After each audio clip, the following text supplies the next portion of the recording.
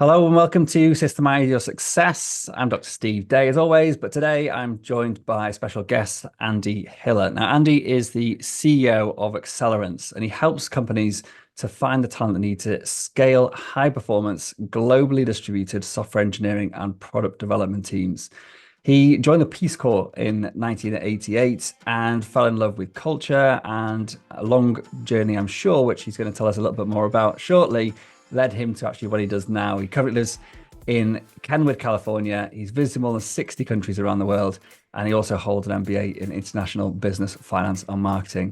So the question is this: how do entrepreneurs like us, who don't have an endless supply of cash, how do we leverage the best apps, virtual assistants, automation tools, and systems to scale our businesses, increase our profits, and have more time to do what we love to do each day? That is the question, and this podcast will give you the answer. My name's Dr. Steve Day, and this is Systemize Your Success. So I've been excited about speaking with you, Andy, since I got your application a while ago, because I feel that we have lots in common. We both like traveling. We've both been around many places in the world. We both have experiences of marrying people from different cultures, and we also help people to do a similar thing, but maybe in a slightly different scale or for a slightly different audience, and that is to work with distributed talent to actually allow people, companies, wherever they're based in the world, to tap into a global workforce of amazing talent, and all the challenges, and help them with all the challenges that come with that. So, as I said, this is something that I'm really excited to be able to have a proper conversation with someone with your expertise about. So, with all that said, let's kick off, Andy. Andy, tell us a little bit about your background. I've read a bit about it, but I want to hear it from you yourself. How did you get into what Sure. you do now, and what's your story? Well, you started down that path. When I was about 25 years old, I was having I guess what's called a quarter life crisis, trying to discover exactly what my meaning was in life and what drove my happiness and energy. And it's I don't think a lot of young people think about that. They sort of dive head in. They are channeled down a certain path of family and then education, and then you're behind a desk or doing something, and you really haven't decided whether or not that's a motivation for your life for the next 30, 40, 50 years, and what would define your life. So I was really thinking hard and fast about that. And I had remembered that my a few trips at that time in different far-flung destinations was really fascinating to me. And I just really, honestly, at the time, there was a lot of books written about globalization and the competitive advantages of nation by Michael Porter, and another book that really manifested itself in my career was The World is Flat by Thomas Friedman. And that combined with my growing wanderlust to travel and explore different cultures and determine how people lived and prioritize their lives, just really motivated me to make a drastic change. Right? And I needed to make a drastic change and get out of my bubble. So that's, as you mentioned in the prelogue, that's when I joined the Peace Corps, just to get out of my bubble and to make a substantial commitment and investment in my life in a different direction. Of course, I didn't know what direction that was going to hold, because you need to experience it before you understand how it impacts your life. But the Peace Corps is 3 years in a developing country, helping in a specific facet. Mine was micro enterprise development. Before the Peace Corps, I had been a commercial banking lender, so I looked at a lot of businesses and their business models, and that seemed to appeal to the people who actually, at the time, business development was a big growing facet of the Peace Corps. It used to be things like forestry and health and basic education and dental hygiene and things like that. But with the globalization of democracy and commerce, and the fall of the Berlin Wall and things like that happening in like 87, 86, it really opened up an opportunity to expand best practices in business management around the world, and borders were more open then. So I spent 3 years in the Peace Corps and immediately leveraged that to go into an MBA, as you said, in international business marketing. I really felt that this was the direction I wanted to head in. And curiously, after that, that's when the internet really took off in terms of e-commerce and businesses starting to think about digitalizing their workplace. And so I went to work for a company called Cognizant, which at this time is around 350,000 people. But when I joined them, they were a small spinoff of a company called Dun and Bradstreet. They were an internal software development organization that was just developing internal applications for business efficiency. And they made the incredibly wise move to externalize and to divest that organization to become its own standing entity to serve the rest of the world in developing digitized software for business efficiency and increased exposure to their targeted audience. And so when I joined them in 1998, there were 700 of the smartest IIT graduates from India and a handful of Americans leading up the introduction of this new concept of global software development. New in a way. I mean, there were leaders at the time, basically serving large companies that were on the forefront of digitalizing. Fortune 500 companies being served by the likes of IBM and Accenture and Infosys and Wipro, Tata. But it was really embryonic for the rest of the world to start experiencing and competing and differentiating themselves by virtue of digitalization. So yeah, I joined Cognizant and spent 3 years there, really cutting my teeth and understanding the concepts of global development. And that's when Steve, that's when I referred to that book, The World is Flat, with my experience in Costa Rica and understanding that Costa Rica can sometimes be the antithesis of when you think of something like India being the other side of the world, India being separated by distance and time zones and a very strong cultural uniqueness in comparison to, say, the American market, whereas Costa Rica was small and approachable and close with time zone overlap. And, I thought at the time, Cognizant had grown from 700 to 20,000 engineers in the 3 years I was there. And they, when they first entered the market, they were trying to make a name for themselves. They essentially acquired every logo customer they could have, small, medium, large size. But when you reach 20,000 engineers and when you're a public company and when you're forecasting to grow 100%, 200% year over year, you're not going to get there by serving small and middle-sized customers. You have to have large, massive customers that are scaling at yet incremental, percentages, so that you can keep that market expectation. And so I really thought at the time, these small and mid-sized customers were either being kicked off to the side or were not being even catered to. And I thought there was a similar business model that could be created for companies of all sizes. And it's about matching size to size or model to model. And the Indian model was great for large size, follow the sun development, where clients could send dozens, if not hundreds, of their own people over across the world to oversee the development. But small and mid-sized companies just can't do that. They don't have the wherewithal, they don't have the education, they don't have the knowledge, they don't have the capacity, and they needed something closer and more aligned in order to control the interaction between people. And I'm going to stop there because I could just ramble on, and I know that your audience doesn't want that. No, it's fascinating, and it's interesting to just get the whole background to how you've arrived at this point here. So yeah, I don't feel that at all. And I think that I know you've written one book, if I'm correct, published, and another one is on the way. Two. Yeah. Sorry, the second one's published as well, is it? The Synergea. Yes. Yeah. Great stuff. So outsource yourself, outsource or else was the first one. Is that really the history of everything you just talked about and that experience going through that company? Well, there was actually a third book that I contributed to called Software Without Borders.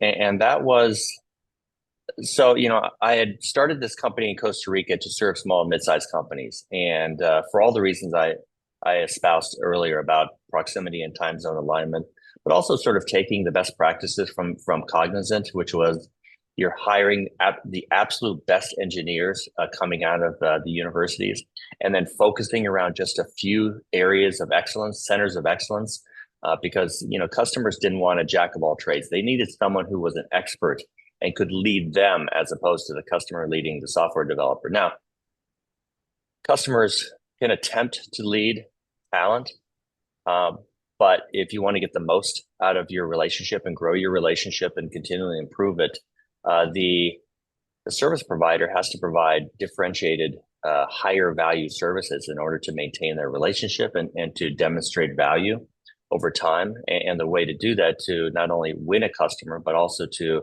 extend and grow that customer's relationship with you is to have the best talent that is focused around and are truly experts in thought and practice leadership around what you're trying to do, so that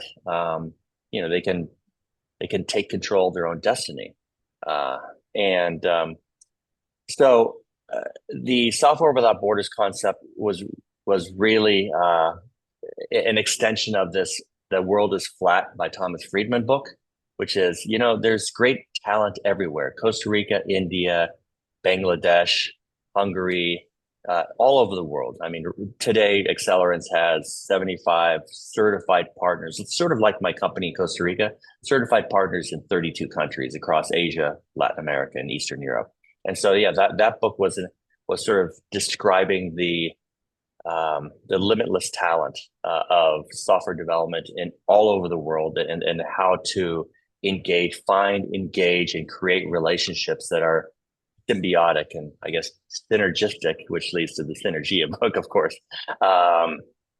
And so about 8 years later, we decided to write another book. I decided to write another book called Outsource or Else, which is sort of a business fable, because some people can read information that is very directional, very explanatory, and other people need to read information that is story-like, so they can imagine themselves in a scenario. Like, oh, I'm a CTO, and this book is written for CTOs who are just venturing out and exploring the world of talent. Like, where do I start? How do I engage? How do I vet someone? How do I trust someone? How do I build, an extended ecosystem of software development where there's accountability and trust and radical candor and appreciation of cultures? Or do I just throw stuff over the fence and just say, like, I want this, give me the lowest price, and whoever quotes me the lowest price, I'm going to go with that? Well, obviously that's a recipe for disaster, and we can get into that, but it was creating an anecdotal way to describe the methodology of outsourcing. And do you think some of the key lessons that you talked about then, embracing cultural differences and all those sides of things, is that true and relevant to any type of outsourcing, offshore outsourcing, not just software development? Absolutely, because you're entering a relationship, and I think human relationships, whether it's talking about business or personal relationships, the focus has to be on the other entity. It can't be on you or me, first. We're all selfish in a way, and we all want, what we want. But the way to get it is not by demanding that we get it. The way to get it is by working with other people and helping them be the best that they can be, so that you can receive the best that you deserve. In the end, it's all boiled down into servant leadership, which is a concept that is very, I guess, hard to grasp in this day of selfishness and immediate gratification. Like, I just want what I want. And that's a very common phrase you see. It's like, yeah, and the only way you're going to get it is if you work together and make the other entity the best that they can be, so that you can receive the best that you can receive. And that applies to software development or just personal relationships. Totally. And what do you feel of well, how do you feel somebody venturing out into the world of offshore, whether it's software development or something else, but you do have to be acutely aware of the cultural differences to be able to communicate effectively and to, or like you said, get at the end of the day what you want. But how does one even start? And if you're really open and willing and wanting to make it work, what are the key things that maybe you can do in the early stages to learn about those differences and maybe make allowances for it or adaptations, and to be able to then as quickly as possible get to a really productive state? Well, first off, you have to make the commitment to invest the time and energy to learn, like you said, and then to meet, and then to show appreciation and understanding. That goes an incredibly long way. I'll take this back to the Peace Corps days. Peace Corps is rooted in its effectiveness is by having skilled or hyper specialized, I may use this again in our call today, hyper specialized people there for a specific reason that are, I use the word embedded, but are living in the culture, in a community, becoming a part of that community in ways even, on a day-to-day basis, as if you're a local, and you're taking part in local activities. You're appreciating and demonstrating cultural understanding and sensitivity and alignment. I spent, maybe half my time teaching small businesses how to improve, optimize, make more efficient their business models. But the other half of my time was, sitting around campfires and singing songs with my neighbors and helping them collect, beans, and making meals of rice and beans and meat and fish, and just spending time around them, coaching baseball, coaching English classes to high school students, and just being part of the woodwork of the community. And that builds trust, and with trust builds openness, and openness builds acceptance. And that way you're able to communicate and have people accept what you're saying because they trust you, because they're used to you, because they're comfortable with you. You're not just flying in, throwing money at a problem and flying out. It's this whole teach a man how to fish, versus give the person a fish, right? Concept. And even when I was there, I saw consultants come in and try to turn farmers into fishermen, and they had an initiative. They had some sort of ROI out of that. They brought money, they brought boats, and of course the farmers became fishermen. And when the boats broke down and the consultants were long gone, the fishermen became farmers again. And it basically just delayed and exacerbated the problem that existed before they came. It didn't solve anything. It created more sort of dependency. Like, where's the money coming from now? It's like, see, that's not solving anything. It's by waiting now, creating a class of people that are looking for this immediate gratification and not long-term change. So that applies again to personal and to professional and to the business of software outsourcing or any outsourcing. Is you need to invest the time, the energy to learn, to appreciate, to demonstrate. Even in our due diligence phases, our customers will come either with us or we will guide them to spend time with prospective partners to break bread, to spend days together. Usually we recommend half of the time they're there to be talking about relationship attributes, and half the time just off doing tourist-oriented things with their partners, hiking or visiting landmarks and appreciating the things that the locals are very proud of, doing the things that the locals do on a normal basis. That alone, gets you further than probably the other half of the time spending talking about business processes, because you're building relationships, and relationships are harder to break than non-relationships. If you're just an entity, it's easy to say, I don't like it for whatever reason. And not really have a good reason not to like it, but just to break it off because you don't have any commitment. You don't know the person on a personal basis. And then how can you make a really good decision on that? Yeah, brilliant advice. And as nearly all the work that we do is done entirely remotely. Of my clients, I think only two have ever actually gone and met face to face the Hmm. people that they employ, just because of the logistics of doing so and the size of most of the companies I work with. Do you have any tips and advice on how those incredibly uh, useful examples you gave about things like breaking bread and engaging with the things that they're proud of, all those sorts of things? Have you tried to implement that successfully remotely using Zoom or other means? Just as you're thinking, as you're speaking, I'm trying to think how could we adopt that into a pure remote environment effectively? I guess it depends on how you define pure remote. Using tools like Zoom and other, real-time collaboration tools is certainly effective, and it helps in the collaboration and coordination.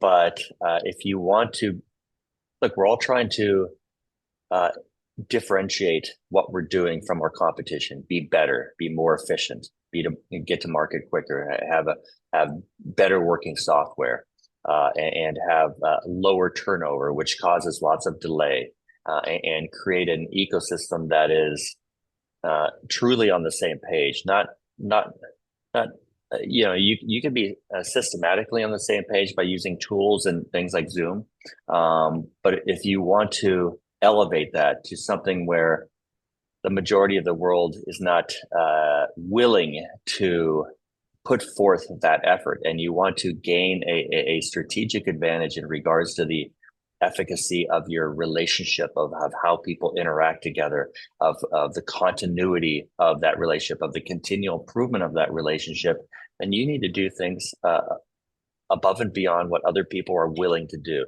Everyone's willing to get on a Zoom, almost, I would assume, but not everyone is willing to get on a plane, especially these days. Like, why do I have to? I don't need to. Well, that's what everyone is saying. And I guess the principle is, in this world, if you want to compete and win and differentiate, you just have to do things that people are not willing to do. Uh, and I won't go down this rabbit hole, but everyone's rethinking about sales and marketing. And it's like, well, we have AI and we have bots and we have, automated campaign managers, and we just push a button. We'll just do that. Like, everyone's doing that. Everyone can push a button. What are you doing that's different? What are they unwilling to do or unable to do? And that is, creating real relation. Well, that takes time. Yeah, I know it takes time, but the things that don't take time is commoditized. Everyone is doing that, so you're not gaining any ground. You think you're being clever has a half life of about 2 seconds because because once you say, like, look how clever I am, what are you doing? Okay, I'm going to do that. Okay, it's not clever anymore. It's just like wildfire throughout the world. So you have to be willing to do things that are stickier, more meaningful, and more differentiated. And I hate to say it, but maybe it's because of my age, and I'm going to say old school is the new school. And people are like, no, you're just old school. I'm like, well, whatever. That's the way I think anyway. That's what I'm going with. Yeah, no, I think brilliant answer. And I think you see it so often, like so many quick fix schemes of, just do this, copy this, emulate what this person's doing, and you'll have the same results. And as you just alluded Yeah. to, everybody's doing exactly that. So, Well, and it's because the stories of the people that are clever and do something, and maybe they make some, they get a head start or they get their quick riches, and feedback. And of course, that becomes a story, and that story becomes lore, and everyone reads about it and they want to replicate that. Well, you can't replicate something that is a first mover thing, because by the time you replicate it, everyone's already doing it. So you're not going to be the next Elon Musk that has this like 8 year advantage over everyone else. And somehow you can do it for 8 years while people are still saying, what did he do? Oh my God, it's going to take so long to catch up to that. I mean, it just doesn't happen. And unless you want to just live a life thinking that you're going to find that lightning in a bottle and find that one thing that gets you rich quick, and but for the rest of us, we just need to do things that other people aren't willing to do. It's just, the world is not, it's not shining just on you and going to give you that thing. And if you think you're so delusional that you're the chosen one and you're going to do something that no one else is doing and get that win, then good luck with that. Yeah, totally. I mean, it's a really small example, but one of the things that we promote as one of the key ways in the early days to actually build that trust and that relationship above anything else you can do with regards to working with remote workers is to actually have a dedicated one-to-one once a week where you will give someone the opportunity to talk about what they want to talk about. And it's taken from Mark Horstman, the book The Effective Manager. And we saw in our business, and we started doing that with our remote workers. They were blown away by it. Why am I being asked what my opinions are? What's on my mind? Why am I having this opportunity to speak without agenda? And it's one of the hardest things for some of our clients to say, yeah, but I'm busy. I haven't got time to I do, let know. alone getting on a plane, which I'll hold my hands up. I have not done. So I'm not trying to say that I'm this, or that everything's perfect at all. But one thing I do religiously is meet with my staff regularly and when they need it. And I think that for me has been one. I was actually on the podcast yesterday being interviewed myself, and they're saying, why do you see like your teams and your clients' teams being successful, whereas so many people struggle with offshore staff, like they just come and go and all the rest of it? And I said, it's because I treat them like team members. Mm. They're not a separate entity. There's not a virtual assistant or they're not a remote worker. They are part of my team. And the second thing, I give them time. So everything you said, I just love. And probably feeling a little bit guilty that I haven't gone and seen my own stuff myself yet. But Oh yeah. Well, it's only been those of seven us, seven years, Andy. Plenty of time. yeah. Well, those of us who recognize that and give the time, uh, it does take effort, and sometimes we want to find the easy way out. But we also recognize how powerful empowering other people and giving them accountability, and people want to feel listened to, and they want to have a voice, and um, sometimes a person chooses, but it's much less frequently. It's a great barrier to reduce turnover by empowering and making people accountable. Some people might leave. So for the people that sort of left Accelerance, even though we're a very inclusive, very you can't hide, everyone's accountable, everyone has a number, radical candor, trust. It's a Pat Lencioni, which I'm sure and readers know about the 5 dysfunctions of a team. Also, we follow his the 6 types of working genius, where I don't really want to get into it because it's probably too long. But it's like identifying those areas that people thrive or wither, or they gain happiness and energy from, and those areas that they're sort of marginally either energetic or happy or unhappy. And then there's those areas that are just intuitively they can possibly do these things, but it doesn't drive energy or happiness long term. And you have to make sure that people are in their zone, and that they're listened to, and that they're empowered to do the things that make them happy and provide them energy. And that relatively small amount of investment to provide that environment for people uh, really reduces turnover, which is a tremendous liability to that gained knowledge over time, and the fluidity of how people are working together. And it may feel sometimes like it's hard work to give someone that, but the return on that investment is just really tremendous. It's the smartest investment you can do to empower people and to give them accountability. Amen to that. Um, Tell me, Synergea, the book, who is it for? What does it help people do, and why should I read it? Thank you. So Synergea, which I'll describe the title real quick, and you could hear the word synergy, of course, working with people to more effective ends over time. And the Gea part comes from Pangea, which was a time in human history when all the continents were actually connected. There were no borders. Well, there were no people, but you can imagine just a world where everyone was together and there were no borders. It kind of sounds, and if someone says like, oh, it sounds like Imagine John Lennon. Well, there is a John Lennon quote in there, and it's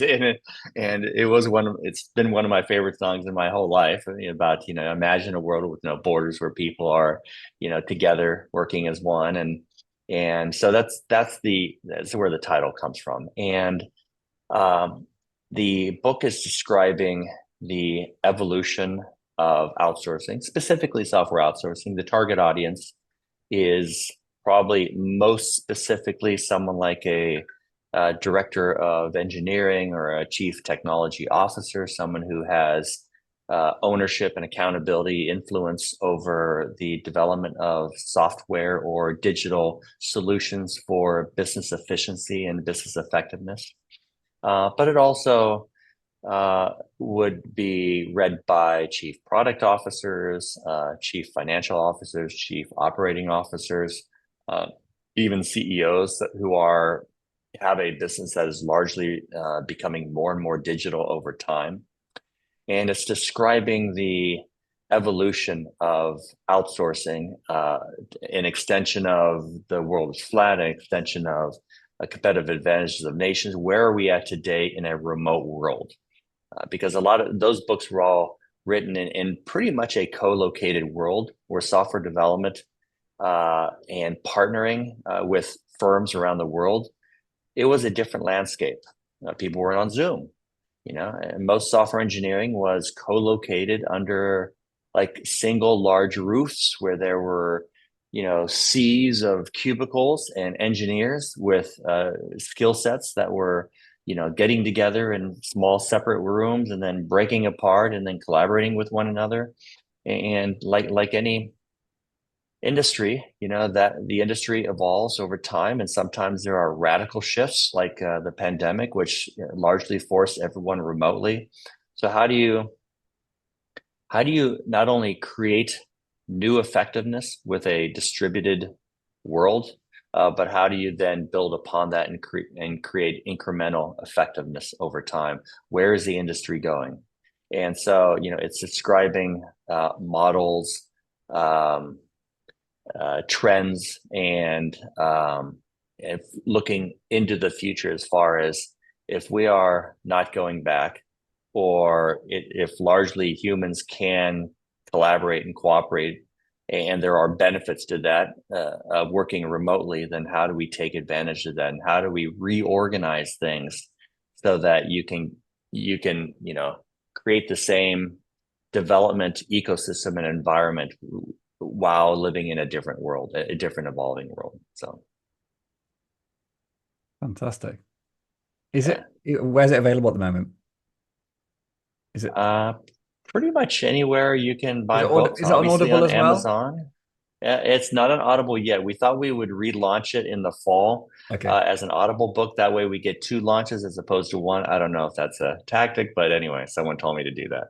Yeah, fantastic. I'm a 100% Audible listener because I use it as nap time. So I run a lot. So that's when I do all of my listening. So I will be. So do you ever do Blinkist? Because if you have ADHD and you're Audible, you want 15-minute books and not the problem. Yeah, 8-hour books. the problem is I do have ADHD, so it's that's why I'm Audible. But no, I found Blinkist basically summarizes books in sort of 60 seconds or thereabouts, or 5 minutes is 20 minutes, like 20 minutes, yeah. And but I found I just it's only useful I found it very useful to recap books I'd read in the past, which I can't remember what the hell it was about, and that's what I found useful. But for new books, I didn't get anything from it really. But anyway, we digress. We're not here to talk about Blinkist. But no, I'll catch up in the fall. Fantastic. And you mentioned a couple of things just really as you were talking then, and just really to bring it to a close. We've talked about some of the challenges of working remotely and some of the things that we can put in place to make those better, like really thinking about culture and about engagement and about meeting people and actually really spending time understanding the people we're working with and listening to them and all the rest of it. But like, what are the big benefits? Like, it sounds like a lot of hard work. Why bother? Like, what is the like finish on a high? Like, what are the major benefits that you've seen and experienced of going distributed, of taking that leap of faith and actually tapping into the world market? Okay, so I'll start with a little fact, and that is, I'm here in the United States, and uh, the United States produces 60% of the digital output, the software development output uh, in the world. But the United States only has 15% of the world's developers. So right there, there's a disconnect, an imbalance of the available talent and the demand for talent, and that's going to continue. I mean, the U.S. is only 4% of the world's population. It's only 15% of the world's developers. So if you're not leveraging the talent pool and the benefits that come with it, the access to hyper specialized talent that is better than the talent that you're only dealing with 15% and you're choosing from that, and it's highly competitive, and the prices, supply and demand, the prices get pushed up and pushed up and pushed up, and turnover is higher because there's so much demand for the 15% that people are fighting for to produce the 60% of the digital output. So right there is I think the argument in and of itself, just from a macroeconomic perspective. And so, there's advantages. Obviously, there's cost advantages. There's access to larger pool of development and hyper specialized development that lies within that larger pool.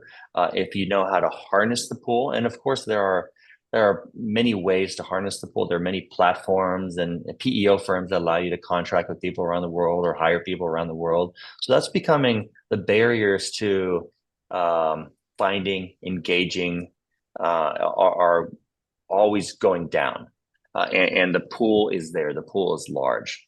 So to find that hyper specialized and to scale it and to create this ecosystem is becoming more and more efficient, which should make the prospect of someone saying, "Oh, why do I need it? Seems like there's a lot of effort." Yeah, there's a lot of effort. I get back to what I was talking about before. Anything good is worth working for, right? And if you want to differentiate yourself and have better talent, and if you can systematize that talent, if you can create an ecosystem that is empowered, that is accountable, that is appreciative, that is gaining. Well, here's another aspect we really didn't talk about, and that is the personal fulfillment of working with other cultures and learning about other cultures and appreciating other cultures is something that is not necessarily in your job description, but I think it's naturally a very fulfilling.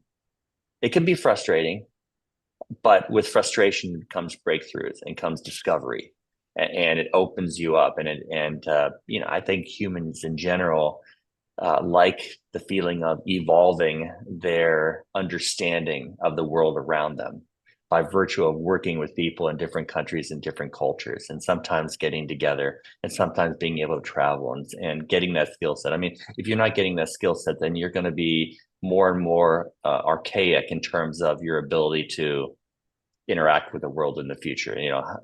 Getting hired and like, oh, I don't have skill sets working offshore. I didn't want to work offshore. I choose to work just locally and stuff, and I choose to manage and you're just putting yourself up for competitive failure in the future if you're not taking that leap of faith and venturing out and learning how to collaborate with people, and there's just so much benefits to that. So I'll leave it at that.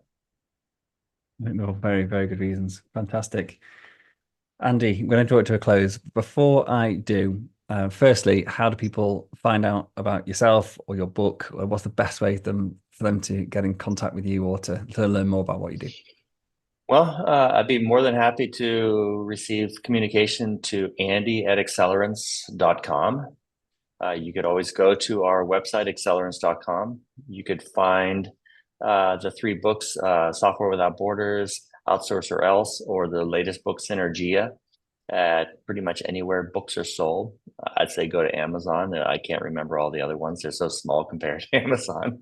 And yeah, so I'd be more than happy to, help or communicate with anyone. Fantastic. Before you go, I've got a couple of quick questions for you, if I may. Sure. Sure.